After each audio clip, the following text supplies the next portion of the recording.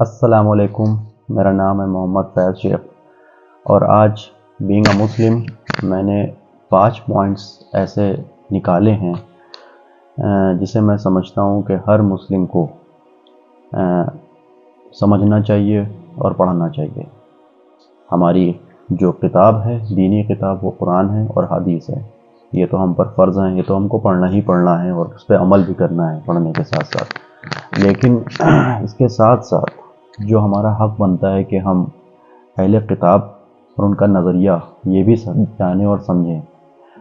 یہ بہت امپورٹنٹ ہے آج کل کو دیکھتے ہوئے۔ ابھی میں کچھ دنوں سے نیوز دیکھ رہا ہوں، انسٹاگرام پر، فیس بک پر، ہر جگہ فلسطین اسرائیل کا وار چل رہا ہے۔ تو بہت سے لوگ تو جانتے ہیں اور جو نہیں جانتے ہیں وہ یہ سوچ رہے ہیں کہ یار یہ کیا میٹر ہے، یہ کیوں ہو رہا ہے ایسا، کیا کوئی وہاں پہ لینڈ ڈسپیوٹ ہے؟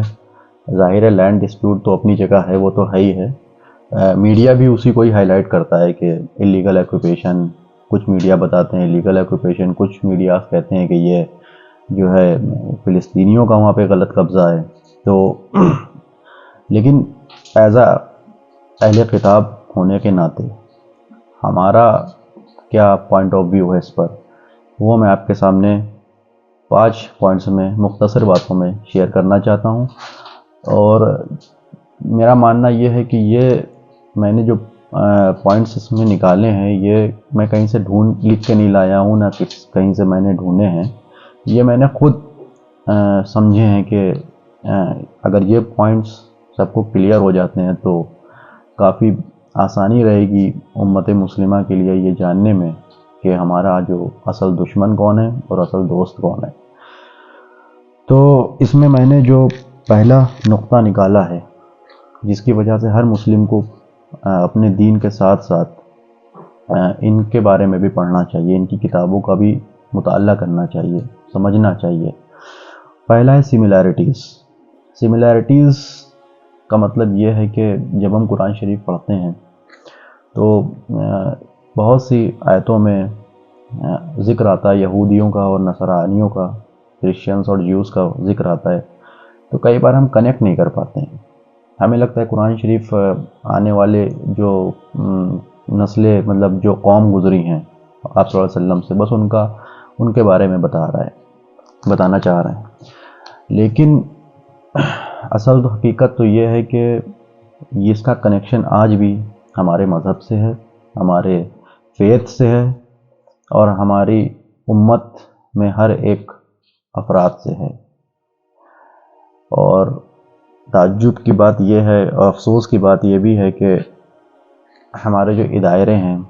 وہ ان پر بہت کم توجہ دیتے ہیں۔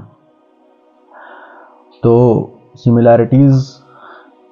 جب ہم پڑھتے ہیں قرآن شریف تو محض پڑھتے چلے جاتے ہیں کہ یہودیوں کا ذکر آتا ہے، پھر نصرانیوں کا ذکر آتا ہے، لیکن کبھی ہم اس کو سوچتے نہیں ہیں کہ ایسا کیوں، یہ جو اللہ تعالیٰ بتانا چاہ رہے ہیں ہم کو، یہ کیا کنیکٹ کروانا چاہ رہے ہیں۔ کہ جب ہم حدیث پڑھتے ہیں تو وہاں بھی ہمیں دیکھنے کو ملتا ہے، سننے کو ملتا ہے، یہ تقریر میں سنتے ہیں کہ آپ صلی اللہ علیہ وسلم جب مدینے میں تشریف لائے تھے تو اس کے بعد وہاں یہودیوں کے 3 قبیلے آباد ہوئے تھے۔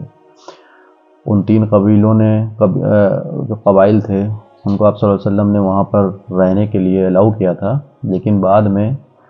ان لوگوں نے اپنے مکر و فریب سے، اپنے جو بھی ان کے فراڈز تھے، اس کی وجہ سے پھر ان کو مدینے سے باہر ایگزٹ کا راستہ دکھایا گیا۔ تو سملیرٹیز کو پڑھنا بہت ضروری ہے کہ ان میں اور ہم میں کیا کامن ہے۔ ظاہر بات ہے وہ بھی ایک اللہ کو مانتے ہیں، ہم بھی ایک اللہ کو مانتے ہیں۔ ان کے نزدیک بھی آئیڈل ورشپ حرام ہے، ہمارے نزدیک بھی آئیڈل ورشپ حرام ہے۔ بہت سی، ابھی اگر میں اس پہ ڈیٹیل ویڈیو بناؤں تو آپ کو لگے گا کہ ایسا لگتا ہے کہ یہ تو اسلام ہی کا ایک مطلب اس کی کاپی ہے اسلام کی، بالکل۔ اگر آپ کچھ چیزوں کو ہٹا دیں تو آپ ڈفرینشیٹ نہیں کر پائیں گے۔ وہ بعد میں انہوں نے جو اپنے انوویٹ کیا، جو نئے نئے رولس لائے اپنی کتابوں میں، تالمود جو انہوں نے ایک نئی کتاب اپنی ایڈ کری، وہ بات ایک الگ ہو گئی۔ لیکن جو اولڈ ٹیسٹامنٹ تھی، جو تورات تھی، جو حضرت موسیٰ علیہ السلام پہ آئی تھی، اس پر اگر یہ قائم رہتے تو واقعی میں آپ کنیکٹ کرتے کہ جو اللہ کے دین کا جو میکینزم ہے وہ کس طرح ورک کرتا ہے، جو اللہ کی وحدانیت ہے، ایک اللہ اپنا نظام جو دنیا میں قائم کرنا چاہتا ہے، وہ جو ہے قریب قریب ہر نبی،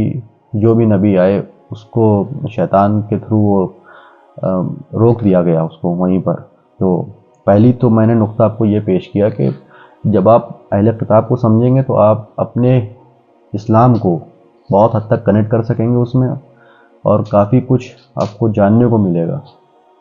اور سیکنڈ پوائنٹ جو میں نے نکالا ہے کہ آج ابھی میں انسٹاگرام اور فیس بک ان دنوں میں جب بھی کھولتا ہوں تو دیکھتا ہوں کہ اسرائیل اور فلسطین کا جو ڈسپیوٹ چل رہا ہے،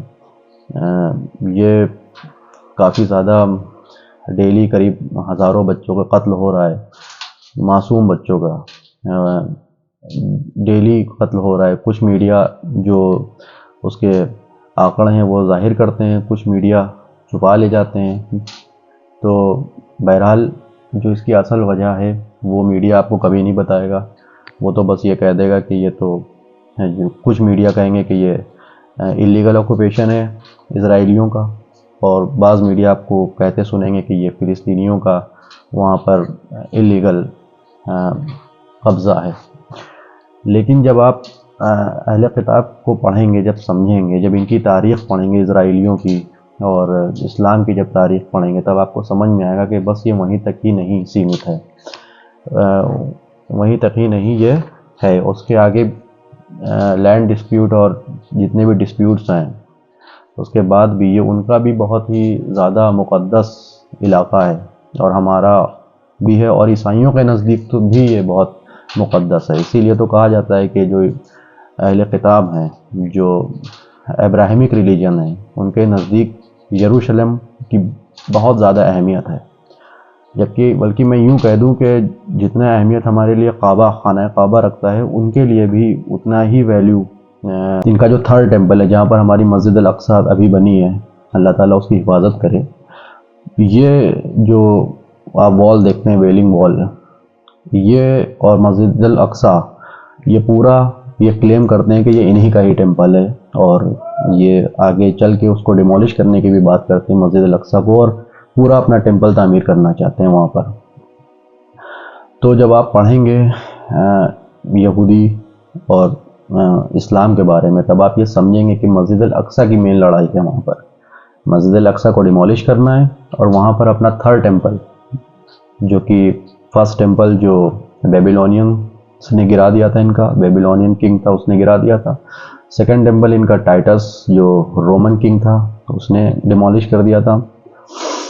اور وہ ویسے ہی پڑا ہوا ہے۔ اب تھرڈ ٹیمپل ہے جو ان کا، یہ بھی ویسے ہی ڈیمولش ہے، اس کو ان کو تعمیر کرنا ہے۔ نو تھرڈ پوائنٹ جو میں لے کے آیا ہوں وہ ہے اپنا عقیدہ مضبوط کرنے کے لیے۔ اب عقیدہ آپ کہیں گے کہ کیسے مضبوط ہوگا؟ وہ ایسے مضبوط ہوگا کہ جب آپ ان کی کتابوں کا مطالعہ کریں گے، تو ہم لوگ جب قرآن شریف پڑھتے ہیں تو اس میں فرعون کا ذکر آتا ہے، اور حضرت موسیٰ علیہ السلام کا ذکر آتا ہے، حضرت سلیمان علیہ السلام کا ذکر آتا ہے، یہ سب اسرائیلی نبی ہیں، اور جب آپ ان کے منہ سے سنتے ہیں کہ ہم کو اللہ نے فرعون کے ہاتھوں سے آزادی دلوائی، حضرت موسیٰ علیہ السلام کے تھرو تمام نعمتیں، جنت کے کھانے، منہ و سلویٰ ان کے اوپر نازل ہوا، تو جب آپ یہ ان کے منہ سے سنتے ہیں تو آپ سوچتے ہیں اچھا یہ وہی قوم ہے جس کے بارے میں قرآن میں بات چل رہی ہے، تو آپ کا یہاں پر عقیدہ اپنے اسلام کو لے کے کافی پختہ ہو جاتا ہے۔ اگر آپ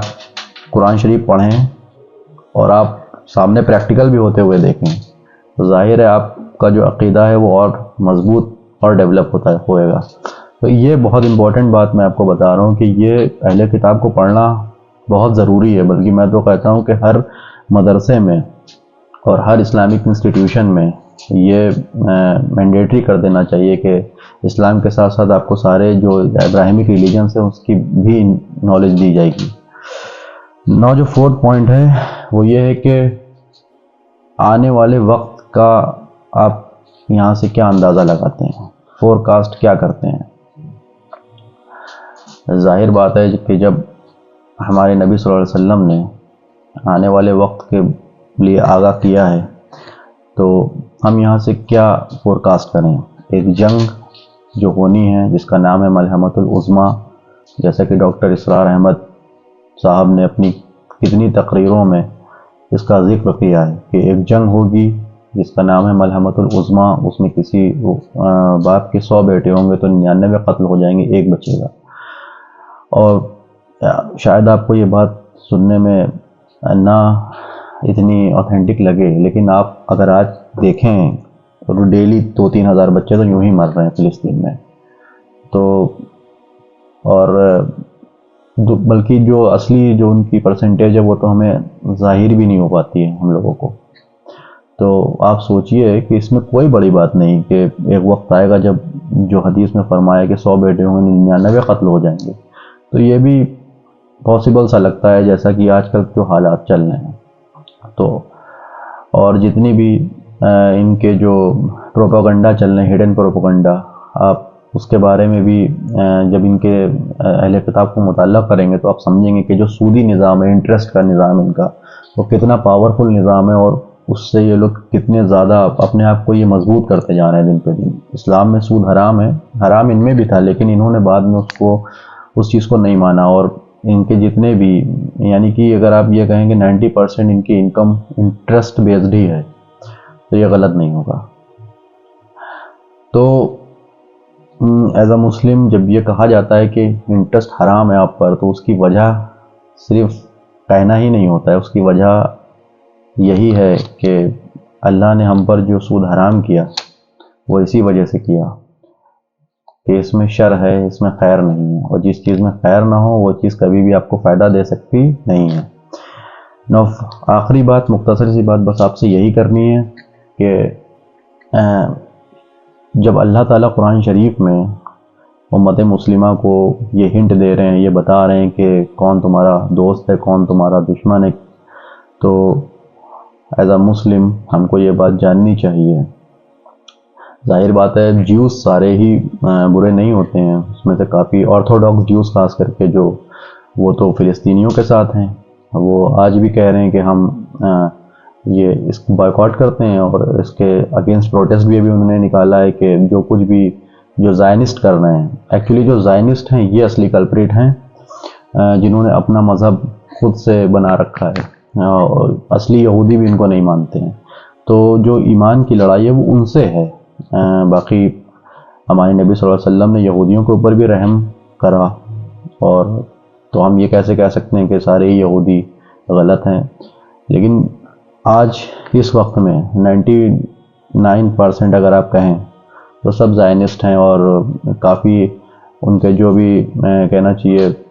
اس میں کافی کرسچنز بھی شامل ہیں جو پروٹیسٹنٹس ہیں۔ تو اس ویڈیو کا بنانے کا مقصد بس یہی تھا کہ آپ لوگوں پہ ایک چھوٹا سا پیغام پہنچا دوں کہ جہاں آپ قرآن شریف پڑھتے ہیں، اس کا ترجمہ پڑھتے ہیں، وہاں آپ تھوڑا سا ان کے بارے میں بھی نالج حاصل کریے، تاکہ آپ کو پتہ چلے کہ جو بھی کچھ چل رہا ہے، جو ہم میڈیا میں دیکھ رہے ہیں، جو قرآن شریف ہم کو بتانا چاہ رہا ہے، جو آپ صلی اللہ علیہ وسلم کی حدیثیں ہم کو بتانا چاہ رہی ہیں، آپ اس کو اچھے سے کنیکٹ کر سکیں، آپ سمجھ سکیں کہ یہ کیا بات ہو رہی ہے اور اس کا کیا ریزلٹس نکلے گا آگے چل کے۔ ظاہر بات ہے جو بھی کچھ ہو رہا ہے اس کا تو ریزلٹس نکلنا ہی ہے، لیکن ہم اپنے آپ کو اس چیز سے کیسے سیو رکھیں، اس جو فتنہ ہے اس فتنے سے اپنے آپ کو کیسے بچائے رکھیں۔ تو بہت بہت شکریہ اپنا وقت دینے کا۔ انشاءاللہ نیکسٹ ویڈیو میں ایک ڈیٹیل ویڈیو ہوگی جو ان کا اسرائیلی کا جو اللیگل آکوپیشن ہے 1948 سے جو یہاں یہ تشریف لائے تھے، اس کے بارے میں آپ کو پوری ڈیٹیل ویڈیو انشاءاللہ دیتا ہوں۔ اپنا بہت خیال رکھیے، جزاک اللہ خیر۔